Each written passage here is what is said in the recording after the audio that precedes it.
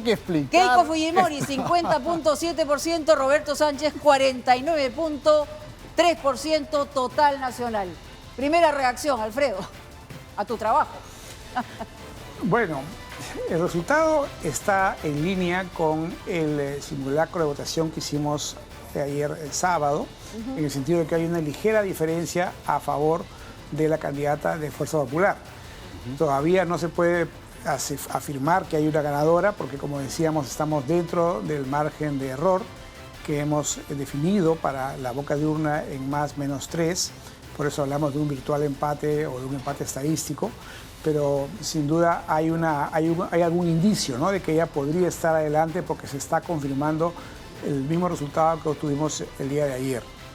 Correcto. Vamos a ir desagregando alguna información para compartir con todos y vamos primero a Lima e interior del país, ¿no?, en proporciones que aparecen precisamente en este cuadro. Ahí están los números, los vemos. El total en Lima para Keiko Fujimori estaría en 66.1% y para Roberto Sánchez en Lima 33.9%. Y en el interior, yo creo que se ratifican además bolsones de votación. En el caso del interior, a Keiko Fujimori alcanzaría el 43.9%, y en el caso de Roberto Sánchez, 56.1%.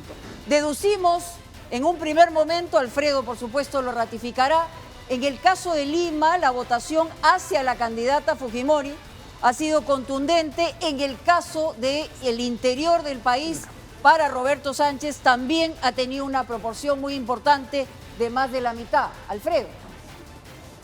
Sí, se confirma, digamos, algo que encontramos en la primera vuelta, ¿no? Y es este contraste en el voto entre Lima y el interior.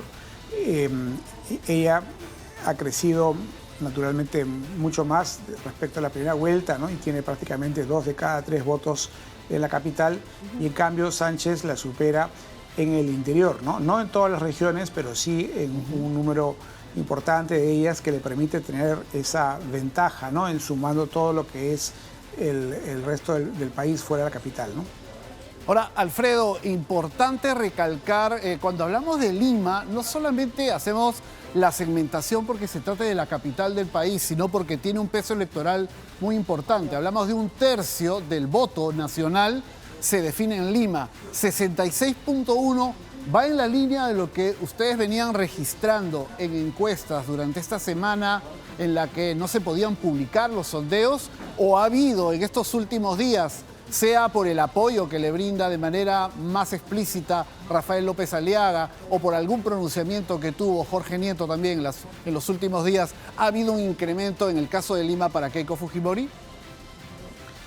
En realidad lo que ha habido, que no se aprecia quizá en el gráfico de votos válidos, pero sí se aprecia cuando vemos el total de votos emitidos, es que ha ido disminuyendo la cantidad de personas que pensaban votar en blanco o viciar su voto, ¿no? Ajá. Esa es la clave. Eso ya lo vimos ayer también en el simulacro que hicimos ayer respecto al de unos días antes, y hoy día también se confirma, ¿no? El total nacional va a estar en un dígito, ¿no? Probablemente alrededor del 8% según la boca de urna. 8%. Un poquito Entonces, más de eso es lo las que ha pasado. anteriores, ¿no? Perdón, Del ¿me promedio escuché? histórico. Del promedio histórico, digo. Sí, sí. El 8% es un par de puntos arriba de más o menos lo histórico, ¿no? Así es, pero de nuevo esto es boca de urna y también esa cifra tiene margen de error, así que hay que esperar al Haciendo final la para salvedad. ver si es, Sí, claro, no, si es exacto. haciendo Así la es. salvedad, efectivamente. Y en el caso de Lima, lo que tiene es el peso electoral de 1/3 de la votación en relación a todo el país, ¿no? Sí, así es. Y el voto de la capital, Lima, de alguna manera se replica también en las zonas aledañas. Por ejemplo, el Callao o Lima provincias también tienen un voto en esa tendencia, mientras que en el resto del país, sobre todo en el sur, ya sabemos, en el mundo andino, es más marcado hacia el voto hacia el contrincante, ¿no? Hacia Sánchez en este caso. Ahora, en el caso de Sánchez, ¿no? Ha logrado incrementar, digamos, en las últimas semanas, de alguna manera también su voto en Lima. Esa es la percepción que tengo. Sí, sí, por eso decía, ¿no? En realidad ambos incrementan a costa del blanco y del nulo. Es decir, los indecisos o las personas que pensaban, digamos, viciar su voto, al final han terminado, muchos de ellos optando, cada cual por quien considera pues es el mal menor en ese caso, ¿no? En esa lógica. Sí. Te lo preguntaba porque en el caso del total interior, de alguna manera estos porcentajes han sido parecidos a los que se han mostrado en encuestas anteriores, ¿no? No escucho bien, perdón, estoy con la No, decía, conexión. Preguntaba lo de Lima y te decía, en relación a Roberto Sánchez, este porcentaje que ha sacado al interior es más o menos parecido a lo que en encuestas anteriores se mostraba. Sí, sí, es cierto, así es. Con la diferencia es claro que ya hemos detectado también en encuestas anteriores en las macroregiones, ¿no? Y en lo que corresponde a los espacios urbano y rural. Eso lo vamos a ver en un instante, entrar a más detalle de cómo ha votado el Perú. Pero, por ejemplo, en la línea de lo que preguntaba Mónica, en Lima, en primera vuelta, el candidato Roberto Sánchez obtiene entre 3 y 4%, si no estoy mal. Entonces, claro, uno ve este 33.9, es la sumatoria de aquellos partidos que de manera abierta han proclamado su apoyo en esta segunda vuelta. Es un crecimiento importante. Pero también quería detenerme, Alfredo, en un tema que tú acabas de mencionar. Antes de pasar al cuadro, centrándonos en el total nacional del boca de urna. Keiko Fujimori, 50.7, Roberto Sánchez, 49.3. Tú nos decías que va en la línea del resultado obtenido ayer sábado en la simulación, pero que también recogían un incremento, un aumento de décimas en el caso de Keiko Fujimori. Permíteme compartir con la audiencia los resultados del simulacro de Ipsos de ayer, que por prohibición legal no se puede difundir. Muchas personas lo comparten a través de sus redes sociales, pero lamentablemente no es todo el Perú el que accede a esta información. Como bien habías comentado, en votos válidos, la simulación del día de ayer, sábado 6 de junio, de Ipsos daba 50.2 para Keiko Fujimori, ahora obtiene 50.7, 49.8 para Roberto Sánchez, ahora estaría en 49.3. Tú mencionabas que había habido un cambio, un ligero cambio en los números que aparecían. Has hecho la salvedad que se trata todavía, hablamos de un empate estadístico, pero es interesante ver cómo de día a día algunos números efectivamente se han ido moviendo. Sí, sin duda la gente al final ha terminado tomando su decisión, como siempre algunos en la cola de votación, algunos escuchando los últimos mensajes que han circulado por redes sociales o viendo las imágenes de los candidatos o ex candidatos votando en la mañana. Todo eso influye en algunos electores que no tenían pues su posición 100% tomada, ¿no? Además, lo que se podía ver en la encuesta, Alfredo, es que había, digamos, una línea ligerita, ascendente, pero había en el caso de Lima y de Keiko Fujimori. Pero vamos con el siguiente cuadro, que es muy importante también porque tiene que ver con las regiones del país. Costa, sierra y selva, siempre mostrando el total nacional a boca de urna. En el caso de Keiko Fujimori, ¿no? Su fuerte está en la costa, 63%, en la sierra 31.3% y en la selva también es un bastión importante de Keiko Fujimori y Fuerza Popular, 43.8%. Y en el caso de Roberto Sánchez, para quien lo ve desde casa también lo escucha, el total nacional 49.3% se divide de esta forma: costa 37%, sierra 68.7%, a diferencia del 31.3% de Keiko Fujimori, es importante, y en selva 56.2%, ganando a Keiko Fujimori, quien en primera vuelta en la selva había obtenido también importantes bolsones de votos, Alfredo. Sí, en realidad lo que vemos ahí se confirma, digamos, la diferencia que hay entre la costa y la sierra. En la selva, en cambio, están los votos un poco más divididos. O sea, hay regiones que votan donde gana ella, regiones donde gana él. Eso hay que esperar, digamos, a las cifras finales para confirmarlo, pero a partir de nuestra muestra eso es lo que estamos encontrando. En el caso de la costa, ella gana en las provincias costeras de todas ellas, pero si hablamos de regiones, digamos, es básicamente el norte y el centro, ¿no? En el sur sí estaría un poco más fuerte Sánchez, así como lo está en el mundo andino, ¿no? Ciertamente. Bueno, ese 68.7% de Roberto Sánchez en la sierra es contundente. Evidentemente, estamos hablando de regiones un poco menos pobladas que la costa. Entonces, también ahí hay un peso distinto, pero es importante señalar esto. Y esto también debería ser de una lectura general para quien finalmente termine sentado en el sillón presidencial, ¿no? Así es. Alfredo, una consulta pidiéndote que hagas un poquito de memoria porque en la campaña mucho se ha comparado la performance de Roberto Sánchez con la de Pedro Castillo del año 2021. No solamente porque había por parte de Sánchez una identificación adrede con lo que podía haber significado Pedro Castillo, no solamente hablando del sombrero, sino si realmente esos bolsones electorales han respaldado o habrían respaldado a Sánchez con la misma intensidad o el mismo volumen que lo hicieron con Pedro Castillo el año 2021. ¿Allí notas algún elemento para destacar?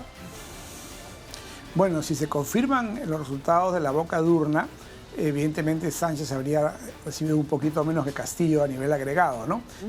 Pero por regiones la división es muy parecida, ya requeriría una mirada más de detalle, casi a nivel de provincia o de distrito, para encontrar las diferencias, pero es un mapa, digamos, casi calcado uno encima del otro por lo que estamos viendo, ¿no? Claro. La muestra de la boca de urna no nos permite entrar a ese nivel de detalle, pero por lo que hemos podido, digamos, recoger en nuestro trabajo, hemos encontrado resultados muy, muy similares. Y en el caso de Keiko Fujimori, lo que también evidencian estos porcentajes, que son, siempre decirlo, a boca de urna, es que efectivamente el antivoto en relación a Keiko Fujimori ha descendido, porque en otras ocasiones aparecían en porcentajes mayores, ¿o me equivoco? Pero muy ligeramente, ¿no? En realidad estamos hablando todavía dentro del empate y si hay una victoria, va a ser una victoria ajustada. Entonces, claro, ha logrado o estaría logrando una reducción de su antivoto, pero no de manera muy marcada, ¿no? A pesar de los esfuerzos. Es que digamos que en estas dos últimas semanas, luego del debate técnico, luego del debate presidencial y en esta semana de silencio de encuestas, ha habido mucho movimiento político, alianzas, rechazos, y todo esto también ha ido generando debate en las familias, ¿no? Es decir, se ha generado una elección que venía también muy ajustada, bastante ajustada. Pero así como hablamos de costa, sierra, selva, muchos en casa se preguntan cómo es que habrá votado el sur, el norte, ¿no? Considerando estos valores de costa, sierra y selva, pero hablando ya de las macroregiones. Vamos con las macroregiones, tenemos el siguiente cuadro y allí está dividido norte, centro, sur y oriente, ¿no? En el caso precisamente de Keiko Fujimori, reiteramos el total nacional, 50.7%, Lima, 66.1%, lo habíamos señalado, el norte, que también apareció como bastión de Fujimori en la primera vuelta, en este caso ha logrado 51.5%, el centro 52.3%, el sur, ¿no? Ahí es donde mostró más debilidad también en la primera vuelta, en esta segunda y boca de urna 26.1%, y en el oriente 43.8%. Vamos con los resultados a boca de urna de Roberto Sánchez. El total nacional 49.3%. En Lima hay una diferencia bastante clara respecto de la votación que obtuvo Fujimori. Hablamos de Roberto Sánchez, 33.9%. Pero atención también a lo que viene a ser la votación al norte. Sí. En primera vuelta se vio digamos, Keiko Fujimori ganó en varias de estas regiones del norte, lo vamos a ver luego en un mapa, pero los votos que habría obtenido Roberto Sánchez al norte han estado muy cerca, 48.5 de ese 51.5 que muestra Keiko Fujimori en el norte. Algo muy similar se da en lo que es la macrorregión centro, donde Roberto Sánchez obtiene 47.7 bastante cerca del 52.3 que obtiene Keiko Fujimori. Nuevamente encontramos grandes diferencias si hablamos del sur, 73.9 Roberto Sánchez, y en la zona oriente, si bien se ve dividido, pero también hay una distancia importante de Roberto Sánchez sobre Keiko Fujimori. Hablamos de casi 13 puntos. Alfredo. ¿Cuál es la impresión, Alfredo, de las macroregiones? Sí. Bueno, hay que recordar que dentro de cada región a su vez tenemos a veces espacios de costa y de sierra, ¿no? Por ejemplo, en el norte y en el centro, sobre todo. Y entonces la lectura completa sería esa, ¿no? El triunfo del fujimorismo en el norte tiene que ver mucho con la costa norte, ¿no? Porque Sánchez sí está ganando en la Sierra Norte. Y en el caso del centro ocurre lo mismo, digamos, Fujimori tiene mayor respaldo pues, en Lima provincias, en Ica incluso, en el Callao. Pero también, y esa es una diferencia, en la Sierra Centro, en Junín, en Huánuco, alcanza votaciones importantes. O sea, Sánchez está mucho más fuerte en la Sierra Sur y en la Sierra Norte que en la Sierra Centro. Interesante. Bueno, eso es importante señalarlo. Bueno, y el sur es la contundencia absoluta, ¿no? Que, como bien señalabas, un calco y copia de lo que obtuvo también Pedro Castillo. O sea, que hay el impacto, digamos, de lo que obtuvo el expresidente hoy en Barbadillo y lo que ha obtenido en esta oportunidad Roberto Sánchez en el sur del país. Pero tenemos más información, Pedro. Así es, Mónica y Alfredo, hemos pasado lista los grandes bolsones de votos, pero también uno que es clave, es cómo vota el entorno urbano respecto al voto rural. Y ahí es importante que Alfredo nos cuente el trabajo que despliega Ipsos para llegar a la zona rural con la contundencia que nos ha demostrado en otros procesos y en otros conteos rápidos. El total nacional lo repetimos, Keiko Fujimori 50.7, Roberto Sánchez 49.3. En el caso de Keiko Fujimori, urbano 55.5% y rural 32.2%. Así es, y en el caso de Roberto Sánchez, el voto urbano 44.5 y en el rural 67.8. Una presencia importante de acuerdo a lo que votantes de zonas rurales han manifestado para Ipsos. La lectura, Alfredo, la lectura política. Bueno, hay un contraste grande que ya se ve acá, que no es solamente entre Lima y el interior, sino es entre las grandes ciudades y las poblaciones más pequeñas, ¿no? En las grandes ciudades, no solo en Lima, le va mucho mejor a Fujimori, mientras que las poblaciones más pequeñas, sobre todo las rurales, le va mejor a Sánchez, ¿no? Entonces, claro, cuando uno ve cada región del país de manera agregada, pesa mucho. Si es que la región tiene mucho componente rural o de ciudades pequeñas, va a haber un poco mayor apoyo a Sánchez, y en cambio si la región es muy urbana, de grandes ciudades, va a haber más apoyo a Fujimori. Aunque hay que señalar este porcentaje del voto urbano hacia Roberto Sánchez no es despreciable, ¿no? Ha logrado incrementar el porcentaje de manera importante, ¿no? A 44.5%. Sí, es cierto. Lo que ocurre es que él sí tiene votaciones elevadas en muchas ciudades de la zona andina, ¿no? Desde Cusco, Puno en el sur hasta Cajamarca en el norte, hay muchas ciudades donde él tiene una votación significativa. Es decir, ahí sí se rompe la regla, ¿no? En el mundo andino no solamente es el ámbito rural, sino también el urbano, donde tiene votación relevante. Alfredo, y para seguir en esa línea, tratando de entender este voto rural, evidentemente en campaña cada candidato ha tenido un paquete de ofertas electorales, de planteamientos. Roberto Sánchez ha sido muy enfático porque además se rodeaba de algunas personas que podían representar el anhelo de atención a temas que afectan al agro, promesas que incluso hizo Pedro Castillo en su momento, no las cumplió pese a haber tenido más de un año en el gobierno y sin embargo se volvieron a poner sobre la mesa en la campaña. Pero en el caso de Keiko Fujimori, tratando de entender esa distancia en el medio rural, que por ejemplo, si nos remontamos a los tiempos de Alberto Fujimori, pues allí el voto rural era relevante en cierto momento. ¿Qué es lo que genera esta distancia? ¿Es solo un tema de discurso o también del entorno que ha tenido la candidata Fujimori, un entorno mucho más capitalino, si analizamos quienes acompañaron al debate de los equipos técnicos o incluso estas 2 últimas semanas de campaña o incluso sus compañeros de fórmula como vicepresidentes? Sí, eso sin duda puede haber influido, pero también creo que en los años 90 el expresidente Fujimori tenía un ministerio que se llamaba el Ministerio de la Presidencia, que hacía muchísima obra pública en todo el país. Después vino la regionalización y el poder pasó a los gobiernos regionales y a las municipalidades. Ellos son los que tienen ahora el presupuesto y ahí es donde hemos tenido en los últimos años muchísimos casos de corrupción, muchísimas obras paralizadas, así es, muchísimo deterioro también en los servicios públicos, ¿no? Pero la población del país muchas veces no entiende de quién es la responsabilidad, ¿no? Si la posta médica no funciona o la escuela no tiene agua potable, le echan la culpa a la capital, ¿no? No entienden que hay una responsabilidad del gobierno regional que ahora maneja esos presupuestos. Creo que ahí hay mucho también por informar mejor, que la gente entienda un poco mejor las responsabilidades de cada cual.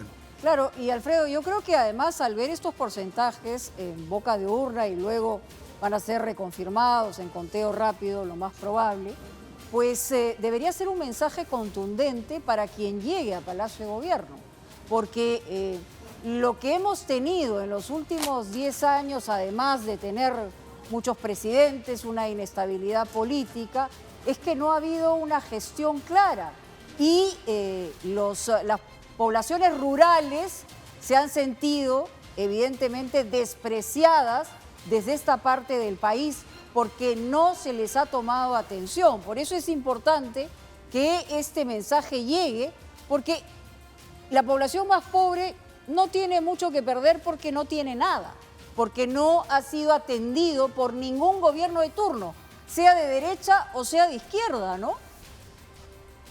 Claro, por eso hay la demanda por el cambio, ¿no? Lo que ha ocurrido en los últimos 5 años, sin embargo, es que hemos tenido 4 presidentes,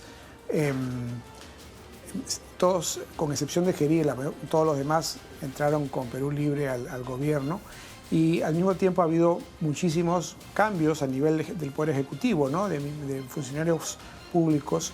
Se perdió mucha de la meritocracia que había ido acumulándose a lo largo de los años y eso también ha acelerado el deterioro, ¿no?